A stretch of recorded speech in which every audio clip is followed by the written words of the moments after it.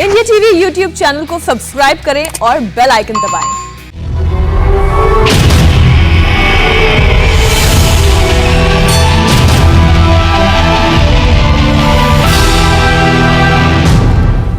नमस्कार, India TV के UP चुनाव मंच में आपका स्वागत है। मैं हूं सौरभ शर्मा।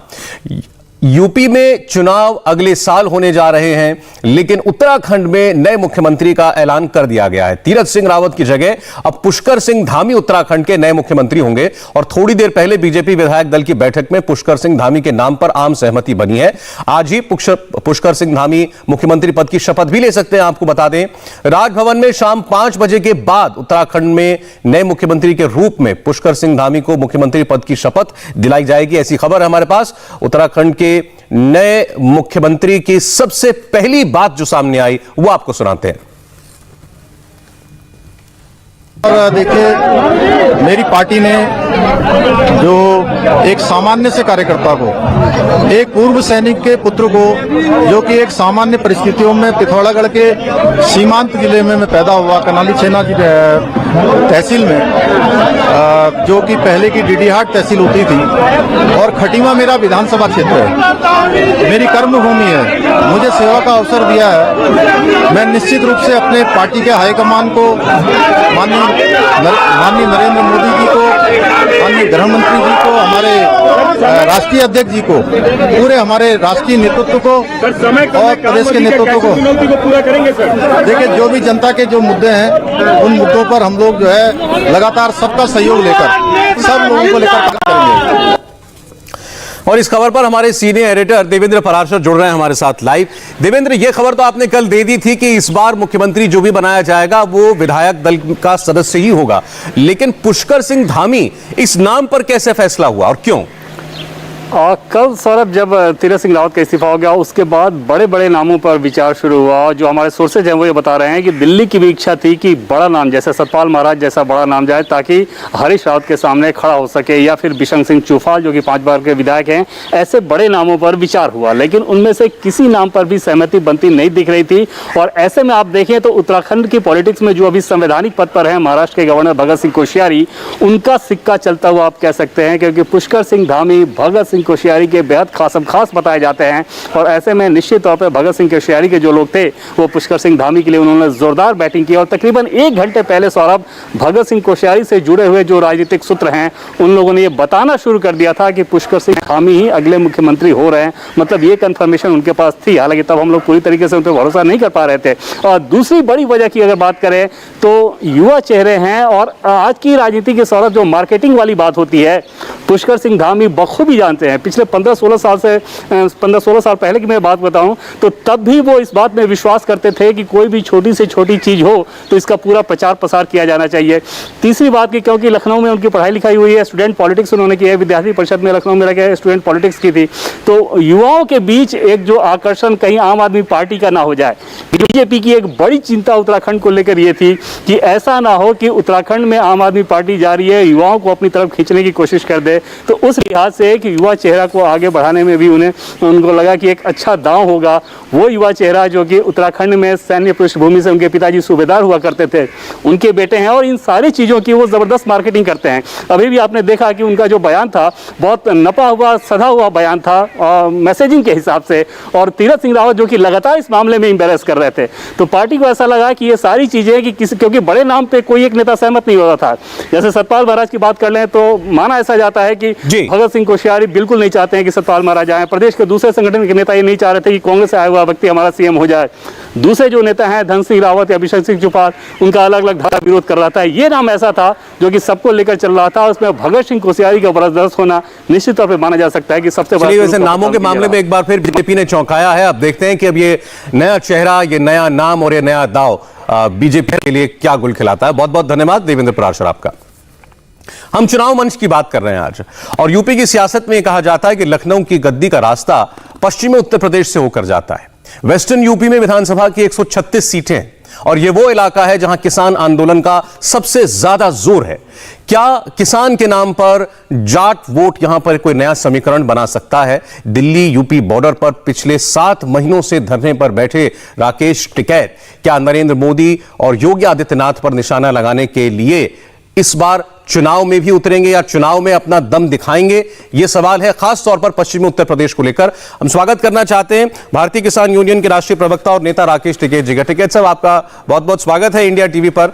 देखिए, मैं जानता हूं कि आप यूं कहते रहे हैं कि आप अपना मंच कभी राजनीतिक लोगों के साथ साझा नहीं करते, लेकिन आज हम बात जरा इलेक्शन की, यूपी की इलेक्शन की करना चाहते हैं। तो मैं आपसे यह पूछना चाहता हूं सीधे, क्या आने वाले यूपी के उत्तर चुनाव में किसान आंदोलन एक बड़ा या बहुत बड़ा फैक्टर मुद्दा होगा?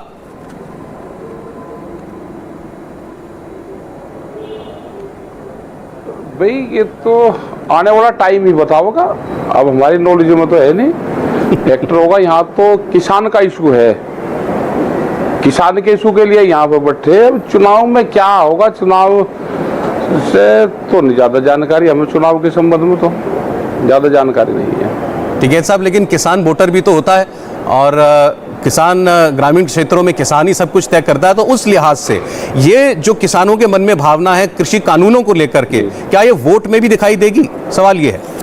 हाँ, अब उनको नुकसान तो है किसान को। अगर यहाँ की बात करें हम, जो पूरा तराई वाली बेल्ट है, ये गन्ने की बेल्ट है पूरी जी, तो गन्ने का भी भाव तो मिल नहीं रहा, 4 साल से भाव बढ़ा नहीं गन्ने का। उसका जो पेमेंट था वो भी नहीं उसका मिल पाया। दूसरा और भी चीजें हैं, धान की भी अगर फसलें किसान पैदा कर रहा तो वो भी बाजार भाव से कम पे खरीदी जा रही है, जो एमएसपी है उससे कम पे खरीदी जाती है। यही गेहूं का हाल है, ये सारी चीजें हैं, तो उसके रेट तो नहीं मिल रहे किसान को। अब किसान अगर भाई आधे रेट में फसल बेच के वोट दे रहा है तो उसका तो कोई इलाज है नहीं। लेकिन देखिए, सरकारों की जहां तक बात है, होगा वो तो किसान देखेगा खुद। नहीं, जहां तक देखिए नेताओं की बात होती है, सरकारों की, पॉलिटिकल पार्टीज की बात होती है, वो तो चुनावों के लिए बहुत कुछ करते हैं। हाँ। कुछ लोग, या आप कह सकते हैं सब कुछ चुनावों के लिए करते हैं। तो ऐसे में ये उम्मीद दिखाई दे रही है कि क्या इन चुनावों की वजह से ये किसान आंदोलन का मुद्दा या कृषि कानूनों का मुद्दा ये क्या सुलझ सकता है? मैं एक और मेहमान जोड़ रहा हूं आपके साथ, संजीव बालियान जी, केंद्रीय मंत्री भी हैं, मुजफ्फरनगर से आते हैं आपके इलाके से, और मुझे यकीन है कि किसान आंदोलन से बहुत पहले से आप दोनों एक दूसरे से परिचित होंगे। बहुत बहुत स्वागत है बालियान साहब आपका। टिकैत साहब भी आपको सुन रहे हैं। नहीं, ऐसा ना जोड़ो भाई, नहीं, नहीं, ऐसा मत करो भाई। मेरे से सीधी बात हुई, क्यों हमें आपस में वो करवाते हो? ऐसा ना करो। मैं अकेला बात करूंगा, 1-2 बात करूंगा मैं। आप अपनी बात कीजिए, धोखा नहीं कर सकते। आप मेरे से बुलवा कर फिर बुलवाओ, मैं नहीं, गलत चीज। मैं ठीक नहीं लगता कि चैनल के मैं बीच में से जाऊं, ऐसा नहीं है। आप अकेले को, आप उनको बाद में आप कर लेना, क्यों हमको आमने सामने क्यों करवाते हो भाई? ये गलत चीजें हैं आपकी। टिकैत साहब, बात आपसे अकेले के लिए होगी, हटाओ इसमें से। बात आपसे अकेले के लिए होगी ना, किसी बहस में नहीं उलझाया जाएगा। नहीं, क्यों करते हो आप ऐसी बात, क्यों करते हो? नहीं, गलत चीज है, नहीं करनी चाहिए आपको। देखिए, मेरे लिए आप दोनों ही बराबर के, हम चैनल बराबर की इज्जत दे रहा हूं। मैं तो मेरे लिए आप दोनों सम्मानित हैं। बिल्कुल बराबर हैं आप उनसे नहीं, क्यों हम आपस में क्यों आमने सामने करें भाई? मैं नहीं, ये सरकार में बैठे हैं ना, इसीलिए बिल्कुल साफ कह रखा है कि मैं किसी के साथ में नहीं बैठूं। ठीक है, सब सरकार में बैठे हैं। नहीं, वादा कर, मैं सवाल आपको जब दूंगा, जब पूर्ण रूप से आगे का सवाल जब दूंगा। मेरे से 1-2 की बात हुई आपकी।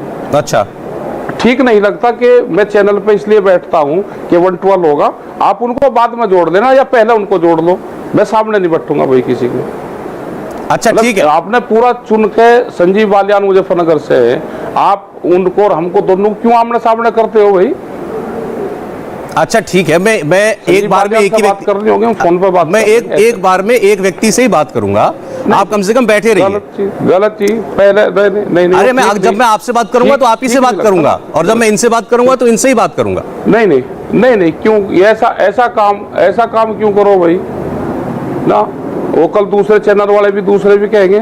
आप मंत्री से बात करो, इनसे बात करो। आप हम दोनों आमने सामने आएंगे नहीं भाई, आप उनसे बात करो। बिल्कुल, मतलब ये कौन सी साजिश आएगी सब जगह से? आप बात करो ना, मंत्री जी से बात करो उनका। मैं 1 to 1 बात करूंगा, आपसे करूंगा। मैं आपको बात कर रही, मतलब कहाँ से, किसने स्कीम बताई आप लोगों को कि दोनों को वहां से घुमा फिरा के? इसमें स्कीम की क्या बात है टिकैत साहब? इसमें स्कीम की क्या बात है? आपके मुद्दे हैं और सरकार के आदमी को तो बैठाया है सामने। ये कोई रैंडम आदमी तो है नहीं, सरकार के मंत्री हैं। नहीं, गलत चीज आप, गलत चीज है। आपसे या किसी भी चैनल से हमने संयुक्त मोर्चे ने तय कर रखा है कि मैं 1 to 1 वो करूंगा। ठीक है, आप बीच में फिर इसका मतलब धोखा वो नहीं, आप इसको गलत तरीके से ले रहे हैं। इसमें कोई गलत तरीके से ले रहे हैं आप इसको। मैं धोखे वाली बात नहीं है। अच्छा, मैं आपको कोई जबरदस्ती बैठा तो सकता नहीं। बताते मुझे पहले नहीं। अच्छा चलिए, मैं अभी की बात कर रहा हूँ। बता सकते मैं आपको ये कह रहा क्या कि मैं 1 to 1 बात करूंगा। यही हुआ ना बात। मैं चैनल पे बैठने जब भी मैंने बात करी, जब भी आपको कहा कि 1 to 1 कोई और तो नहीं और नहीं है, आप जब सीधा लाइव चलाते हो तो मैं कोई जवाब अच्छा ठीक है, चलिए मैं आपकी बात स्वीकार कर रहा हूं। अब मुझे 1 मिनट तो दीजिए, मैं बालियान साहब आए हैं, एक बार जरा सा इनका स्वागत कर लूं। मैं एक बात तो कर लूं इनसे। 1 मिनट का वक्त दीजिए मुझे। बालियान साहब का आए भाई, धन्यवाद है इनका, ले लेना इनसे भी। मुझे 1 मिनट का समय दीजिए, 1 मिनट का समय दीजिए बस। आप मेरी 1 मिनट की बात सुनिएगा। मैं बालियान साहब से बात कर रहा हूँ। बालियान साहब आपने उनका स्टैंड सुन लिया। अब ये इनका, उनको कह रहे हैं कि उनका एक ये प्रिंसिपल स्टैंड है कि वो डिबेट नहीं करते हैं। देखिए सौरभ जी, अगर टिकैत साहब ऐसी बात करें तो आपको ऐसा नहीं करना चाहिए। आप पहले उनसे बात कीजिए, मैं आपकी प्रतीक्षा करूंगा। जब टिकैत साहब की बात खत्म हो जाएगी तो मैं अपना पक्ष अलग से रख दूंगा। अगर वो ऐसा करे तो आप क्यों जबरदस्ती? नहीं, बिल्कुल मेरी तरफ से कोई जबरदस्ती और मेरी जबरदस्ती से हो पाया जाएगा। बालियान साहब, यही आपकी वेट कर रहा हूँ मैं। जी, मैं आपसे पूछने ही वाला था, बात कर लूंगा। अगर वो ऐसा चाहते हैं मैं आपसे पूछने ही वाला था कि क्या आप 10 मिनट के लिए, और अगर वो बात कर रहे हैं कि आप प्रतीक्षा कर लेंगे, आप प्रतीक्षा कर लेंगे बालियान साहब? जी बिल्कुल करूंगा साहब। पहले आप उनसे बात बिल्कुल आप उनसे बात कीजिए, उसके बाद आपसे बात करूंगा, कोई दिक्कत नहीं। अब तो ठीक है टिकैत साहब, देखो मैं उससे बात नहीं कर रहा हूँ। एक ये बना रखा कि हम डिबेट में नहीं जाएंगे। जी नहीं, अब डिबेट नहीं हो रहा है, मैं आप ही से बात कर रहा हूँ। आपसे बात जब पूरी हो जाएगी तभी मैं उनसे बात करूंगा। वो पूरी बात कर रहा हूं। क्यों हमारा क्यों क्वेश्चन करते हो? बस ठीक है, आप जो पूछ रहा मैं उसका जवाब दे दूंगा, फिर मंत्री जी को जोड़ लेना उनसे। ठीक, बिल्कुल ठीक। अब टिकैत साहब, मैं ये जानना चाह रहा हूँ आपसे, अभी प्रधानमंत्री को भी कुछ दिनों पहले चिट्ठी लिखी गई थी चर्चा को लेकर के। बार बार आप लोग भी कह रहे हैं, सरकार के पास हम जाते हैं, सरकार भी कहते हैं हमने तो 11 बार बात कर ली, तो बात करने में मनाही कहां है? हमने कब अपने आप को रोका? तो अब देश अब ये जानना चाह रहा है कि अभी बता दीजिए बात कहां अटकी। कम से कम मिल भी नहीं पा रहे आप लोग, ये बड़ा अजीब लग रहा है। भाई ये तो सरकार बताएगी, हम तो सरकार के दरवाजे पर बैठे हुए हैं और वे जब बात करना चाहे हम बात कर लेंगे, लेकिन कंडीशनल नहीं कि पहले मंत्री जी और भारत सरकार ये कंडीशन लगाती है कि भाई कानून वापसी नहीं होंगे, बात कर लो। तो ऐसे तो नहीं, कोई भी बात होगी वो अंदर होगी, बैठ के अंदर बात होगी। आप ऐसे नहीं कि किसान को आप झुका के और भाई कानून तो वापसी होंगे नहीं, आप बांध के बात कर लो हमारे से, तो ऐसा तो किसान जाएगा नहीं बात करनी। आपको बात करनी, अंदर कोई भी चीज होती है आप वो कर लो, या अनऑफिशियली भी बात होती है बहुत, आप वो बात कर लो। क्या इतना मैनेजमेंट आपका नहीं है कि अनऑफिशियली जो बात होती है आप वो बात करो पहले सबसे? तो अनौपचारिक तौर पर भी किसान नेताओं का और सरकार का कोई संपर्क नहीं है पिछले 5 महीनों से? नहीं, हमारे से तो कोई संपर्क नहीं हुआ किसी का। अच्छा, अब एक जब भूमि अधिग्रहण एक्ट आया जी, अब जब भूमि अधिग्रहण एक्ट आया उस टाइम पे वो पूरा एक किस्म से संयुक्त तरीके से वो आया था। स्टैंडिंग कमेटी की चेयरमैन सुमित्रा महाजन थी, जो बीजेपी की बड़ी लीडर थी। कांग्रेस की सरकार थी तो बीजेपी वालों से भी हम बात करते थे और उनसे भी बात करते थे, और 22 बार मीटिंगें हुई। 4 बार ऑफिशियली मीटिंग हुई कांग्रेस से और 18 बार अनऑफिशियली मीटिंग हुई, और सारी चीजें तय होगी, प्लेटफॉर्म पर होगी, उसकी घोषणा होगी। हमने भी अगर अपनी बात पहुंचाई तो सुमित्रा महाजन स्टैंडिंग कमेटी की चेयरमैन थी तो उसके सामने पहुंचाई। तो आज भी हो सकती है, बहुत आदमी है, बहुत अधिकारी है, उनको लगा के बात करनी चाहिए और एक प्लेटफॉर्म पे लेकर आना चाहिए। इस तरह का बयान देना कि कानून वापसी तो नहीं होंगे, और कोई बात हो तो उस पर बात कर लो। तो उससे ना तो किसान आएगा, ना किसान लीडर कोई आएगा, ना देश की जनता मानेगी। 7 महीने हो गए, 8 महीने हो गए, और अब नहीं हालत लगता कि अब किसान वापसी जाएगा। अब तो बिल्कुल यहाँ से 2 ही रास्ते हैं, इसको डंडे मारो, इनके टेंट जलाओ, इनको फूको, यहाँ से वो करके भगा दो, और नहीं तो भाई हमारी बात सुन लो, जो हमारे इशू है उस पर बातचीत करनी पड़ेगी सरकारों को। लेकिन देखिए माहौल खराब होता जा रहा है ना। अभी 2 दिन पहले क्या मारपीट हुई है बॉर्डर पर जहां आप बैठे हैं, उसका इल्जाम लगाया गया कि लाठी डंडों को लेकर के कुछ लोगों ने, आपके आंदोलन में शामिल लोगों ने बीजेपी के नेताओं के ऊपर हमला किया। बीजेपी का तो वहाँ टेंट नहीं लग रहा था कोई। बीजेपी के नेता वहाँ पे आए, झंडे लेकर आए, जहाँ मंच है उसके पास ही आए। इत्तेफाक हो सकता है कि वो वैसे आए, और अगर साजिशन है तो मंच के सामने ही इकट्ठा होना, ढोल बजाना, वो करना, काले झंडे लेकर आना और एक गलत तरीके के इशारे करना। उधर किसान है, वहाँ से 20 फीट की दूरी पे वो घटना है, तो नहीं होना चाहिए। गलत चीजें हैं ये, इस तरह की घटनाएं नहीं होनी चाहिए ना। हम पिछले 7 महीने से बैठे ना, हम करना चाहते नहीं। टिकैत साहब ये तो आपसे पूछ सकता है ना कि अगर आप किसी बात को लेकर विरोध कर रहे हैं और आप सड़क पर धरना दे रहे हैं महीनों से, तो कोई आपके खिलाफ भी धरना दे सकता है, आपके खिलाफ भी प्रोटेस्ट कर सकता है, अगर ये हुआ जो आप कह रहे हैं तो। वरना वो तो ये कहते हैं हम तो जा रहे थे, अपने नेता का स्वागत कर रहे थे। तो इसका मतलब ये हुआ कि साजिशन हुआ हो। मैंने कहा अगर इसका मतलब जो बीजेपी के लोग, अगर बीजेपी के लोग वहां पे आए तो साजिशन आए। वे 3 दिन से वहां पे आ रहे थे, पुलिस की उसमें व्यापूर्ण से पुलिस वहां पे थी। उस दिन भी वो 2 घंटे वहां पे बैठ के, सामने मंच है भाई 20 फीट की दूरी पे। ऐसा तो नहीं हो सकता कि इतनी बड़ी सड़क बन रही कि वो 20 फुट की जगह उससे 200 मीटर इधर कर लो कहीं, या इंटेंशनल वहां पर करा गया है।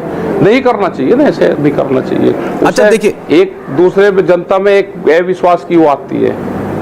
नहीं, लेकिन वो जो आप अविश्वास कह रहे हैं वो तो 26 जनवरी के बाद आप जब आप लोग कहते हैं कि अब हम संसद कूच करेंगे, अनाउंस हुई है 1 आध बार पहले, अभी आपने नहीं किया ऐसा, तब लोगों के मन में डर होता है कहीं दोबारा हिंसा ना हो वैसा जो 26 जनवरी को हुआ था। नहीं, हम कोई हिंसा नहीं करते भाई, हमारा कोई हिंसा का काम नहीं। हम अपनी बात कहने के लिए बैठे, और उस दिन भी 25 लाख आदमी थे और 4 लाख ट्रैक्टर थे। पुष्प वर्षा होनी चाहिए थी, 4 लाख झंडे लेकर आ रहे किसान होनी चाहिए थी। और फिर जो रास्ते दिए गए उन रास्तों पर को हमको चले जाने देते। कोई एजेंसी है देश दुनिया की के 26 तारीख वाली घटना की जांच कर ले।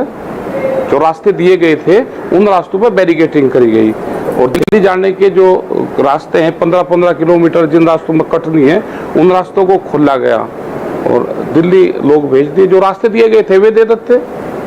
चलिए वो पुरानी बात होगी, मैं उस पर ज्यादा बात नहीं करूंगा। लेकिन अब पार्लियामेंट बैठेगी इस महीने से ही, उससे क्या उम्मीद है आपको?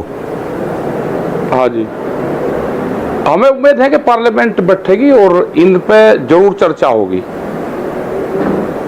जो ये इशू है, जो किसान का इशू है, जो 8 महीने से किसान वहां बैठा हुआ है, तो इन इशू पे जरूर पार्लियामेंट में बात होनी चाहिए। क्या संसद कूच का अभी भी कोई इरादा है किसान नेताओं का? नहीं, हमारा अभी नहीं कोई। अच्छा, एक बात जो है अभी हाल फिलहाल में बयान आया कि जो केंद्र सरकार के मुखर विरोधी हैं शरद पवार जी, और अपने आप में किसान नेता की छवि है, कृषि मंत्री रहे देश के, उन्होंने भी ये बात कह दी अभी कुछ रोज पहले कि भाई सारे कानूनों को निरस्त करने की बजाय जिनमें दिक्कत है उसमें संशोधन करा लें। अब तो ये बात उनके जैसा नेता भी कह रहा है भाई। हाँ, नहीं, जब वो ईडी के छापे कहाँ लगे वे भी बता दो उनके प्लांटों पे। अगर आप सारी चीज बता रहे हैं तो ईडी वाले छापे कहाँ लगे जरा वे भी बता दो। लाइव पे बैठे हुए हो आप। अजीत पवार के रिश्तेदारों के फैक्ट्रियों पर छापे पड़े हैं, बात आपकी सही है। तो आप कह रहे हैं शरद पवार जैसा नेता भी ये जो कह रहा है दबाव में कह रहा है बस। और फिर भाई मैं ये कह रहा हूँ, आपने बता दिया ना। वो तो खबर है, वो तो सब जानते हैं। यही है, आपने कम से कम नाम तो लिया। नाम तो लिया ना, कम से कम आपने ठीक वो करा। अच्छा, मुझे ये बताइए एक बार फिर, अगर मैं चुनाव की बात आपसे करूं तो जैसे आप पश्चिम बंगाल गए थे, इलेक्शन से पहले आप पश्चिम बंगाल गए, आप ममता बनर्जी से मिले, उस वक्त भी बहुत लोगों ने कहा कि आप कहते थे कभी कि हमारा इन राजनीतिक दलों से कोई लेना। इलेक्शन से पहले जी ना, ठीक है, इलेक्शन से पहले हम ममता बनर्जी से नहीं मिले। हमने ये कहा कि एक मुट्ठी चावल मांग रहे थे, वहाँ पे एमएसपी बंगाल के लोगों को भी चाहिए। तो हमने कहा भाई भारत सरकार के लोग यहाँ पर आ रहे, आप उनको कहो कि ये एमएसपी हमको भी आप दे दो जो भारत सरकार का रेट है। और चुनाव के बाद जब हम गए तो ममता बनर्जी वहाँ की मुख्यमंत्री थी, तो वहाँ के मुख्यमंत्री से हम मिले। और मुख्यमंत्री से मिलना तो कोई गुनाह नहीं, हम उत्तर प्रदेश में जाएंगे तो योगी आदित्यनाथ से मिलेंगे, यहाँ पे आएंगे हम अगर दिल्ली में मिलेंगे तो जो केंद्र के मंत्री होंगे, मिनिस्टर होंगे, उनसे मिलेंगे। कोई बीजेपी के लीडर से तो हम किसी से मिलते नहीं, क्या किसी पार्टी के लोगों से मिलते हैं। हम तो सरकार के लोग होंगे तो उनसे मिलेंगे हम। तो आप मतलब इसका मतलब अगर सरकार के लोगों से मिलना कोई गुनाह है तो नहीं, बिल्कुल नहीं है। मतलब उत्तर प्रदेश चुनाव से पहले आप किसानों को बीजेपी सरकार के खिलाफ मोबिलाइज करने का या बीजेपी विरोधी नेताओं से मुलाकात करने का ऐसा कोई इरादा नहीं है आपका? नहीं, हमारा मुलाकात करने का है। अगर हमें सरकार से बात करनी होगी तो योगी साहब से बात करेंगे हम जी। और जब चुनाव आएगा नजदीक, उसकी क्या वो होगी तो उसके बाद में करेंगे। नवंबर उसमें अगर सितंबर में एक मीटिंग हम करेंगे तो उसमें हम तय करेंगे कि हमें क्या करना है यूपी में। अभी तो गन्ना भुगतान का मामला है, गन्ने के रेट बढ़े वो सवाल है, गेहूं पे बड़ा मामला हो गया है, पूरी खरीद नहीं हुई, वे मामले हैं। बिजली उत्तर प्रदेश में सबसे ज्यादा रेट है बिजली के, हरियाणा में 35 रुपये हाउस पावर है और उत्तर प्रदेश में 175 रुपये हाउस पावर है। यही गन्ने उसका रहा है गेहूं का क्रय केंद्र पे। यही अधिकारी 1500 और 1600 रुपया में बिकवा रहे थे मंडियों में गेहूं। भारत सरकार का रेट 2000 रुपये के आसपास है और अधिकारी मैनेज करके 1600 रुपया में बिकवा रहे हैं। तो क्या प्रधानमंत्री से बड़े हो गए क्या अधिकारी? और गेहूं जब बिका 1600 रुपये में, 1700 में, जब वहां पे डीएम के वहां पे गेहूं लेकर चले गए, तो एक पॉलिसी बननी चाहिए। करीब 18 मंत्रालय है जो एग्रीकल्चर को देखते हैं जी। हमने बहुत बार सरकारों को ये कहा कि इन 18 मंत्रालयों को एक एग्रीकल्चर कैबिनेट आप बनाओ और कोई भी पॉलिसी लेकर आनी है तो सारे इसके जो अधिकारी हैं वे बैठे एक पॉलिसी बनावे। अगर गेहूं एक्सीज है तो हम दूसरी उस पर जाना चाहिए, ये बताए कि गेहूं एक्सीज है देश में। अगर किसान ने गेहूं ज्यादा पैदा कर दिया, फसलें ज्यादा पैदा कर दी तो उसको कम रेट मिलेगा क्या? यही हाल दूध के किसान का है, यही हाल आलू के किसान का है। तो ये तो सरकारों से ही बात करनी पड़ेगी ना। ठीक है, लेकिन सरकार ने साफ ये कह दिया कि जब तक तीन कानून पे बात आप नहीं करोगे, हम आगे कोई बातचीत आपसे नहीं करेंगे। मैं 2-3 सवाल ही आपसे और लूंगा। टिकैत साहब, बालियान साहब बहुत देर से वेट कर रहे हैं, गारंटी हम चाहते हैं। 2-3 मेरे आखिरी सवाल होंगे आपसे। जैसे जब आपने जो बातें हमें बताई, हमें सरकार की तरफ से बार बार ये बताया जाता है भी एमएसपी तो हमने रिकॉर्ड स्तर पर बढ़ा रखी है, एमएसपी में आने वाले फसलों को हमने सबसे ज्यादा ले रखा है और सीधा अब पैसा आढ़ती की बजाय सीधा किसान की जेब में डाल रहे हैं। पंजाब जहां सबसे ज्यादा इसका असर है आपके आंदोलन का, वहां के उदाहरण दिए जाते हैं कि किसान खुश हैं कि मेरे बैंक में सीधा पैसा आया, मुझे उसमें से कुछ भी हिस्सा, कुछ जरा भी उसमें से रुपया किसी और को देना नहीं पड़ा। किसान वो तो बताते हैं किसान खुश है। तो आप बिकवा दो ना, हमारा उस पर कानून बना दो लीगल, भाई उसको बाजार खरीद दे या सरकार खरीद दे, उसके कम पे खरीद ना हो, ये कानून बन जाए पार्लियामेंट में, उसका लाभ देश के किसान को हो जाएगा। अकेला पंजाब या हरियाणा या पश्चिम उत्तर प्रदेश या उत्तर प्रदेश नहीं ना, पूरा देश है, सबको लाभ मिलना चाहिए उसका। बाजार भी उससे नीचे ना जाए, कोई खरीद ना करे, व्यापारी जो बड़ा व्यापारी है खरीद ना करे। तो ये हमने कहा है। मेरे 2 अंतिम सवाल, एक तो ये बताइए कि सरकार में इस वक्त कौन सा ऐसा व्यक्ति है जिस पर आप भरोसा करते हैं कि भाई ये हमारी सुनेंगे? नहीं, हम तो सब पे भरोसा करते हैं। जो भी सरकार में बैठा हुआ है वो सरकारी प्रतिनिधि हैं, हमारे व्यक्ति विशेष का हमें कुछ नहीं है कि हम उसी पे भरोसा करेंगे। जो भी सरकार चुन के भेजेगी, जिसको भी बातचीत करके भेजेगी, उसको फुल फ्लैश पावर दे के भेजे, हमें उसी पे विश्वास है। जी, अंतिम सवाल, आपने दिल्ली की बड़ी कठोर सर्दी भी देख ली सड़क पर बैठ के, इस वक्त दिल्ली में सबसे प्रचंड गर्मी चल रही है, 44-45 डिग्री तक तापमान जा रहा है, वो भी उसमें भी आप बैठे हुए हैं। अब बरसात का मौसम आने वाला है, तो कब तक चलेगा ये? देखो, हम वापसी नहीं जाएंगे जब तक हमारी बातचीत नहीं होगी, जब तक हमारे मुद्दों का सोल नहीं होगा, हम दिल्ली को छोड़ने वाले नहीं हैं। जी टिकैत साहब, बहुत सारे मेरे सवालों के जवाब आपने दिए। मैं बालियान साहब से बात कर रहा हूं। मुझे अच्छा लगेगा अगर आप ये बातचीत भी सुन लेंगे, वरना आपकी मर्जी है। अच्छा लगेगा अगर आप उनसे भी बातचीत हमारी जो हो रही है सुन लेंगे। बालियान साहब, सबसे पहले तो मैं आपका बहुत बहुत आभारी हूं कि आपने अपना वक्त जो है आप बैठे रहे, सुनते रहे, जबकि इसमें आपकी ऐसी कोई मजबूरी नहीं थी। तो मैं पहले अपना आभार व्यक्त करना चाहता हूं अपनी तरफ से भी, चैनल की तरफ से भी। आपने टिकैत साहब की बात सुनी। उनका कहना यह है बार बार कि आप कहते हैं कि आप बातचीत को तैयार हैं, लेकिन कंडीशनल बातचीत, कि कानून तो वापस होंगे नहीं। ऐसी उनकी कंडीशन है कि कानून तो वापस करने ही पड़ेंगे। तो 11 बार मिलने या 1100 बार मिलने, ये तो हम वहीं के वहीं फंसे हुए हैं। हाँ, अभी तो ऐसा ही लगता है, लेकिन पहले भी तो जो बातें हुई 11 बार हुई शायद अनकंडीशनल ही बातें थी, उसमें कंडीशन कहीं नहीं थी। और सरकार ने तो कानून पर रोक लगा दी थी 1.5 साल के लिए, कहा था उसके बाद बातचीत हो, लेकिन मैं बातचीत का चूंकि हिस्सा नहीं था, तो इसलिए मैं ये तो नहीं कह सकता कि कहाँ क्या बात रही। लेकिन पहली बातें अनकंडीशनल हुई थी, और बातचीत तो कभी भी होनी भी चाहिए। कभी भी सरकार पे सबका हक है, और किसानों का तो सबसे बड़ा हक है कि किसान जब चाहे सरकार से बात करे, किसान नेता बात करे। हम तो पहले भी अनऑफिशियली भी बात करते थे, ऑफिशियली भी बात करते थे। तो एक ऐसा माहौल बनना चाहिए कि दोबारा बातचीत शुरू हो। लेकिन 5 महीने से कोई संपर्क नहीं। अभी आपने सुना, उन्होंने कहा कि अनौपचारिक तौर पर भी कोई संपर्क नहीं है सरकार से 5 महीनों से।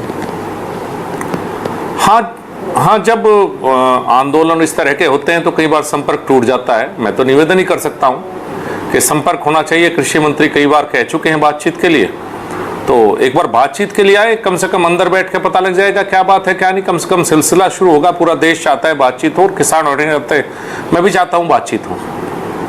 अच्छा, आप भी ग्रामीण अंचल से ही आते हैं, सांसद चुन करके आप आए हैं, पश्चिमी उत्तर प्रदेश से ही आते हैं, टिकैत साहब की तरह ही। तो आप भी लोगों की नब्ज पकड़ते होंगे, आपको भी पता होगा कि लोगों में क्या भावना है। तो अब पश्चिमी उत्तर प्रदेश के किसान के मन की बात आपसे जानना चाहता हूँ। जी जानिए साहब, देखिए, इस कानून का पश्चिम उत्तर प्रदेश से ज़्यादा संबंध नहीं है, ये सब जानते हैं। क्योंकि हमारे यहाँ मंडियाँ नहीं है, हमारे यहाँ तो गन्ना होता है और गुड़ मंडी है। अगर आप मुजफ्फरनगर में देखेंगे तो एशिया की सबसे बड़ी गुड़ मंडी है। और मुजफ्फरनगर में गुड़ मंडी में अगर टैक्स खत्म हुआ है तो जो कोल्हू चलाने वाला है उनका फ़ायदा है। आप किसी भी, मेरे ज़िले में 700 के करीब कोल्हू हैं, अगर आप किसी भी कोल्हू मालिक से बात करेंगे तो वो आपको बताएगा कि मुझे फ़ायदा हुआ है, मेरा टैक्स खत्म हुआ है। दूसरी बात, पहले वो मंडी यहाँ से मंडी में लेकर आता था वो अपना गुड़, उसको बाद उसको हरियाणा या पंजाब लेकर जाता था। हर जगह उसको कभी सेल टैक्स वाले रोकते थे, कभी पुलिस वाले रोकते थे। अब इस कानून के बाद स्थिति है कि मंडी आ सकता है, कोई टैक्स नहीं देना, मंडी आए तो ना आए, उसकी हरियाणा इच्छा है तो हरियाणा जाता है, राजस्थान भेजना है गुड़ तो राजस्थान भेजता है, हमारा गुड़ गुजरात तक जाता है। तो इस कानून के बाद तो कम से कम अगर पश्चिम उत्तर प्रदेश में कहें तो किसान को फायदा ही है। कॉन्ट्रैक्ट फार्मिंग एक तरह से पहले से हम करते आए हैं, शुगर मिल और किसान के बीच में कॉन्ट्रैक्ट होता है। मुझे तो लगता नहीं आज तक किसी शुगर मिल ने किसान की जमीन पर कब्जा किया हो। अगर कहीं कब्जा किया होता तो मुझे लगता है बहुत साल हो गए। सोसाइटी के माध्यम से हम गन्ना शुगर मिल को देते हैं, पहले एग्रीमेंट होता है, मैं 10,000 क्विंटल गन्ना पैदा करूंगा, मैं आपको दूंगा, पहले बॉन्ड बनता है। आज तक तो किसी मिल ने किसी की जमीन पर कब्जा किया नहीं। और ये किसान की इच्छा के ऊपर है, अगर वो कॉन्ट्रैक्ट फार्मिंग करना चाहता है तो करे, किसान को कोई जबरदस्ती नहीं कर सकता किसान के साथ। और किसी की इस सरकार में, क्या किसी भी सरकार में, किसी की हिम्मत नहीं है साहब कि किसान की ज़मीन पर कोई कब्जा कर ले। ये तो कई बार नारों में कहा जाता है कि किसान की ज़मीन पर कब्जा कर ले, किसी सरकार की हिम्मत नहीं है। मेरी सरकार छोड़िए, किसी सरकार की हिम्मत नहीं है। नहीं, लेकिन अगर आप कह रहे हैं खासतौर पर पश्चिमी उत्तर प्रदेश में किसान बिल्कुल नाराज नहीं है इन कानूनों से, बल्कि खुश है, आपकी बातों से तो ऐसा लगा, तो फिर ये जो बॉर्डर पर बैठे हैं प्रदर्शनकारी किसान, ये कहाँ से आएंगे? ये लोग कौन है? ये टिकैत साहब भी तो वहीं से आते हैं। देखिए, ये हमारे लोग हैं, बिल्कुल टिकैत साहब भी यहीं से आते हैं, सब लोग हैं। देखिए, मेरी ये सोच है, उनकी दूसरी सोच है। अब आप ये तो नहीं मैं कह सकता कि वो मेरी सोच से वो प्रभावित हों या उनकी सोच से मैं प्रभावित हो जाऊं। उनकी अपनी सोच है। मैं तो यहां तक भी कहता हूं कि चौधरी महेंद्र सिंह टिकैत तो इस कानून के पक्ष में थे पहले। उन्होंने उनके कई मेमोरेंडम पुराने मेरे पास हैं, जब उन्होंने कहा कि किसान को अपनी फसल को कहीं भी बेचने का अधिकार होना चाहिए। ये उनकी मुख्य मांगों में से एक थी। बाकी सबकी अपना अधिकार है, सबको अपनी बात करने का। हम एक दूसरे की बात काटने के लिए तो शायद नहीं बैठे मेरे विचार से। मैं बात काटने की बात नहीं, लेकिन असलियत तो पता चले। टिकैत साहब ये कहते हैं कि इसका व्यापक असर है, किसान नाराज है। आप कह रहे हैं, मैं भी वहीं से आता हूं, किसान नाराज नहीं है। इसीलिए ये आपको टकराने वाली बात नहीं है, लेकिन पता तो चले ना कि इसका जमीन पर असर हुआ क्या किसान पे। देखिए, मुझे तो ऐसा लगता है अगर इसमें से कोई ऐसी बात निकल के आती हो कि पश्चिम उत्तर प्रदेश के किसान को इसका नुकसान है, कोई अगर इसी बात पे भी कभी बात हो जाए तो बेहतर होगा, मेरी भी समझ में आ जाएगा। तो मैं भी उसी बात को कहूंगा जो किसान के हित की बात। अगर पश्चिम उत्तर प्रदेश के किसान को इन कानूनों पे गलत असर पड़ा हो तो कृपया करके कोई मुझे एक बार जरूर समझाए कि इसका ये नेगेटिव पश्चिम उत्तर प्रदेश के किसान के ऊपर पड़ा है। जी, अब जवाब देना चाहें टिकैत साहब दे सकते हैं। मैं खैर उनको अब कहूंगा नहीं जवाब देने के लिए, उन्होंने अपनी नहीं देखिए प्लीज नहीं, छोड़िए मत, आप मेरे से बात कीजिए जब कर रहे हैं। मैंने वो अपनी स्थिति क्लियर कर चुके हैं, वो चाहे तो बस इतना ही मेरे कहा। ठीक। अच्छा, दूसरा ये है कि अभी आपने गन्ने की बात करी, आप बात कीजिए। तो ये कहा कि जी ये आंदोलन ना पश्चिम उत्तर प्रदेश का, ये तो पूरे देश के किसानों का आंदोलन है और पूरे देश के इशू के लिए हम बैठे हुए हैं। और बाहर भी वो मंडी हमको बता दे जहाँ पे किसान अपनी फसल बेच ले। बैठे हैं मंत्री जी, बता देंगे। अब फिर आप शुरू मत कीजिए सौरभ जी। देखिए, आप जो मेरे आप लोग मैं तो मॉडरेटर हूँ, मैं मॉडरेटर हूँ। आप दोनों की सहमति से ही जो हो सकता है। मैं सवाल पूछ के खुद तो जवाब दे नहीं सकता। अगर हमें बात में ऐसा कोई जरूरी, देखिए टिकैत साहब मेरी कॉन्स्टिट्यूएंसी के रहने वाले हैं, मेरे गांव के पास ही हैं, हम एक ही परिवार के रहते हैं, बड़ा है। अगर कभी ऐसी कोई बात करनी होगी तो ऐसा कुछ नहीं जरूरी कि आपके बीच में मॉडरेटर की आवश्यकता है। हम वैसे भी बात कर सकते हैं। कोई हर बात में उनके अपने इश्यूज हैं, उनके अपने मुद्दे हैं, मेरे अपने इश्यूज हैं, मेरे अपने मुद्दे हैं, लेकिन उसका मतलब व्यक्तिगत थोड़ा होता है कोई भी बात। अच्छा, चलिए ठीक है, मैं आपकी बात को आगे बढ़ाता हूँ। मैं पश्चिमी उत्तर प्रदेश से मैं भी आता हूँ। जैसा आपने कहा कि वहां पर ज्यादातर गन्ने की फसल है और गन्ने को लेकर के वहां एक व्यवस्था पहले से है, जिसको आपने कॉन्ट्रैक्ट फार्मिंग का नाम दिया। मिलों के साथ किसानों का अपना एक करार होता है, उसकी एक कीमत पहले से तय होती है, वो सब कुछ सब जानते हैं हम। लेकिन अभी इन्होंने भी वो बात कही कि भुगतान नहीं हो रहा है। सरकार बार बार कहती है, योगी आदित्यनाथ जी की सरकार की रिकॉर्ड भुगतान हुआ है। मैं आपको एक मजेदार बात ये बताता हूं कि आज दिन में 1 बजे इसी कार्यक्रम में यूपी के पूर्व मुख्यमंत्री, आपके साथी सांसद जगदंबिका पाल जी भी थे और आप ही के एलआई, उन्हीं के साथी जेडीयू के केसी त्यागी भी थे, जो कि पश्चिम उत्तर प्रदेश से ही आते हैं। उन्होंने भी यही मुद्दा उठाया कि सैकड़ों हजार करोड़ रुपए का बकाया है किसान का, गन्ने का। जी बिल्कुल बकाया है, इसमें कहीं कोई दो राय नहीं है, बकाया है। तो आप एक अपनी कमी एक्सेप्ट कर रहे हैं। क्या मैं आपको फिर गलत बोल लूं कोई भी बात? देखिए, एक कानून है कि 14 दिन में किसान के गन्ने का पेमेंट होना चाहिए और ये शायद 1968 का शुगर कैन एक्ट में लिखा हुआ है। पिछली जितनी भी सरकारें उस 1968 के बाद आई, कभी इस कानून का पूरी तरह से पालन नहीं हुआ। एक सच है और मेरे विचार से हमें राजनीतिक जीवन में हमेशा कुछ सच भी बोलना चाहिए, कभी जरूरत होती है तो बचते भी हैं। लेकिन ये सच है कि कभी भी किसी सरकार के कार्यकाल में इस कानून का पालन नहीं हुआ और पूरी तरह से हमारी सरकार के कार्यकाल में पालन नहीं हुआ। ये सच है कि गन्ने का अगर आप देखेंगे, मेरे जनपद में 8 शुगर मिल है, 7 शुगर मिल का पेमेंट करीब करीब हो चुका है। 1 शुगर मिल बजाज की जिसका पेमेंट बकाया है। तो ये जरूर है कि पूरे 14 दिन का पालन आज तक किसी भी सरकार में नहीं हुआ। प्रयास रहा हर सरकार में, हमने भी कहा था कि 14 दिन में गन्ने का पेमेंट होना चाहिए, लेकिन हम पेमेंट तो बढ़ाए लेकिन उस तक नहीं पहुंच पाए। हाँ, जरूर इस पे आगे कोई ना कोई ऐसी बात बननी चाहिए कि किसान को समय पे गन्ने का पेमेंट मिले। अच्छा, दूसरी बात ये, चलिए यहाँ तो गन्ना किसान के पास कम से कम एक व्यवस्था बनी हुई है और बरसों से बनी हुई है, उसमें जो कमियां आपने स्वीकार भी कर ली। अब जो मंडियां खत्म होने की बात आई है, या जो आपने भी कहा कि किसान बाहर जाकर के कहीं भी बेच सकता है, ऐसे कई उदाहरण आते हैं। टिकैत साहब ने भी शायद उसका जिक्र किया था कि जहाँ जो एग्जिस्टिंग मंडी है वहाँ जो उसको भाव मिला, वो जब मार्केट में बाहर बेचने जाता है तो ज्यादा मिलने की बजाय, जबकि उसको ज्यादा मिलना चाहिए, पता लगा 3/4 दाम उसको मिल रहा है। देखिए, कई बार ज्यादा मिलता है और कई बार कम मिलता है। इस बार सरसों बहुत अच्छी बिकी है, इस बार दालें बहुत अच्छी बिकी है, एमएसपी से ज्यादातर फसलें इस बार ऊपर बिकी हैं। ये भी बात ठीक है कि कहीं पर ज्यादा मिलता है, कहीं पर कम।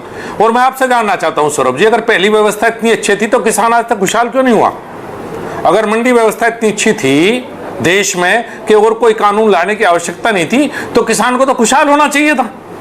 कहीं ना कहीं कोई व्यवस्था में परिवर्तन करके नई व्यवस्था बनाने का एक प्रयास है कि वो भी रहेंगे मंडी और एक नई व्यवस्था भी बनेगी। अगर मेरे पास दो ऑप्शन है तो मैं क्यों एक ऑप्शन पे अटका रहूं? ये क्यों मतलब मुझे किसान का एक बात में फायदा नहीं समझ पा रहा कि किसान को मंडी में ही बेचना है साहब। क्यों? मंडी भी रहेंगी, बाहर भी बिकेगा, क्या दिक्कत है उस बात में? ठीक। अच्छा, दूसरा एक आरोप आपकी सरकार पर यह है कि आपकी सरकार एक हाथ से लेना और दूसरे हाथ से देना, इसमें यकीन रखती है। उसका उदाहरण ये कि जैसे आपने देश भर में किसान सम्मान निधि 2-2 हज़ार रुपया किसानों को दी, और एक बड़ा चुनावी फैक्टर ये रहता है आपका, भले ही इसको आप चुनाव से ना जोड़ें लेकिन फिर भी। और लेकिन आप देखें उसके साथ साथ क्या हुआ है कि 7 सालों में डीजल की कीमत 55.5 रुपए से 88 रुपए पे पहुंचा दिया आपने पर लीटर। जी बिल्कुल। तो वो अब देखिए, वो 2,000 रुपए का किसान क्या करे जब उसको इतना ही तेल भराना पड़ेगा? पहली बात तो मैं क्लियर कर दूं, एक साल में 6,000 से घटा के 2,000 मत कीजिए साहब। 21 थे 2000 की, साल में 6,000। जी जी। और सरकार जनता से लेकर जनता के ऊपर खर्च करती है। सरकार के पास कोई अपना पैसा नहीं होता। अगर जनता से टैक्स आएगा वो कहीं ना कहीं किसी के भले में खर्च किया जाएगा।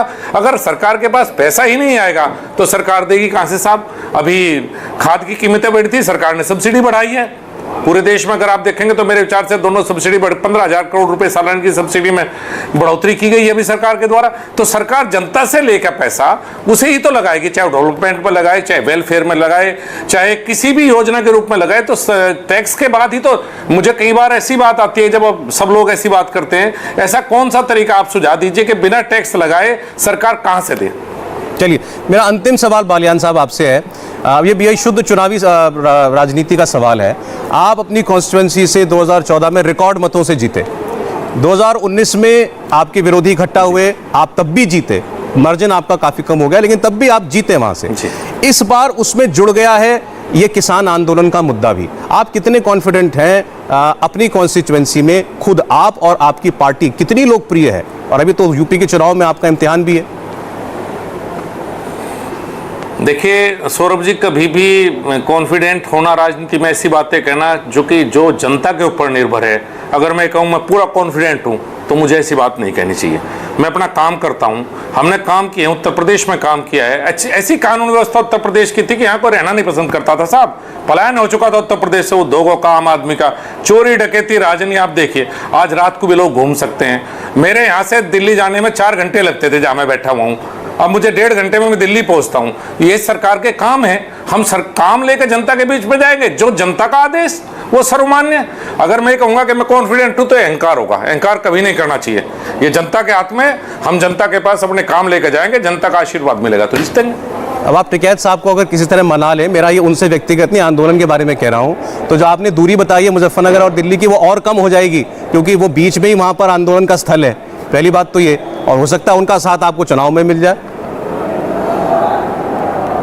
देखिए, अगर मेरे मनाने से मनता तो मैं पहले ही मना चुका होता, लेकिन कुछ बातें ऐसी होती हैं कि शायद जो मेरे हाथ में नहीं, कुछ बातें हैं जो उनके हाथ में नहीं है। कुछ तो मजबूरियां रही होंगी। ऐसा नहीं होता कि नहीं, सबके अपने अपने वो हैं। मैं तो चाहता हूँ सब मने, मैं तो चाहता हूँ कोई आंदोलन मेरी सरकार में ना हो, मैं तो चाहता हूँ सब किसान खुशहाल रहें, सब किसान ठीक है, चाहे कुछ आंदोलन कर रहे हैं, कुछ किसान आंदोलन नहीं कर रहे, सबकी अपनी बड़े। लेकिन मैं नहीं चाहता कि किसान देश में आंदोलन करे। मैं चाहता हूँ किसानों से बातचीत करके आंदोलन का हल हो। ये मेरी व्यक्तिगत राय है। संजीव बालियान जी, राकेश टिकैत जी, मैं सबसे पहले तो निजी तौर पर आप दोनों का बहुत बहुत धन्यवाद देता हूं कि शुरुआत में थोड़ी मिसअंडरस्टैंडिंग के बावजूद आप लोगों ने इतना अच्छा सहयोग हमें दिया। राकेश टिकैत जी से कहूँगा कोई नाराज़गी मन में न रखें, कुछ भी ऐसा नहीं था कि आपको फंसाकर किसी से बहस करानी थी। फिर भी कोई अगर रही है अगर मिसअंडरस्टैंडिंग, तो मैं उसके लिए भी रिग्रेट आपके सामने फील करता हूं। तो ये बातचीत चलती रहे, हमारी आपकी भी और आपकी सरकार की भी, ये मेरी भी इच्छा है, मेरे ख्याल से पूरे देश की इच्छा है। बहुत बहुत धन्यवाद आप दोनों का। जी धन्यवाद। धन्यवाद। राकेश टिकैत, संजीव बालियान, दोनों एक ही आंचल से आने वाले नेता हैं, दोनों ग्रामीण बेल्ट को रिप्रेजेंट करते हैं, दोनों एक ही समुदाय यानी कि जाट बिरादरी को रिप्रेजेंट करते हैं। उत्तर प्रदेश के चुनाव में पश्चिमी उत्तर प्रदेश के अंदर इस बार आपको किसान आंदोलन का भी हिस्सा देखने को मिलेगा और एक बहुत तीखी चुनावी जंग भी। एक छोटा सा ब्रेक, वापस लौटते हैं।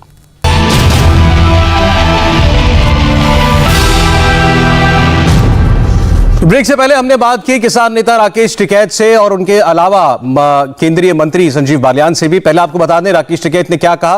उन्होंने साफ साफ कह दिया कि किसान किसी शर्त पर सरकार से बात नहीं करेगा और पिछले 5 महीनों से सरकार किसी भी तरीके से संपर्क में नहीं है, ना औपचारिक तौर पर ना अनौपचारिक तौर पर। कानून वापसी ही एक रास्ता है और सरकार पर किसानों को यकीन नहीं है। उन्होंने यह भी कहा कि यूपी चुनाव को लेकर सितंबर में वो एक मीटिंग तय करेंगे और उसमें यह तय होगा कि आने वाले चुनाव में क्या किसान आंदोलन की और उनके नेताओं की कोई भूमिका रहेगी। एक ब्रेक के लिए हम रुकेंगे और ब्रेक के बाद आपको बताएंगे कि उसी कार्यक्रम में राकेश टिकैत की बातों को सुन रहे लगातार संजीव बालियान ने जब बोला तो क्या जवाब दिया। नमस्ते, मैं हूं मीनाक्षी जोशी। वीडियो और खबरों से अपडेट रहने के लिए India TV YouTube channel subscribe करें, बेल आइकन दबाना ना भूलें। जुड़े रहें इंडिया टीवी के साथ।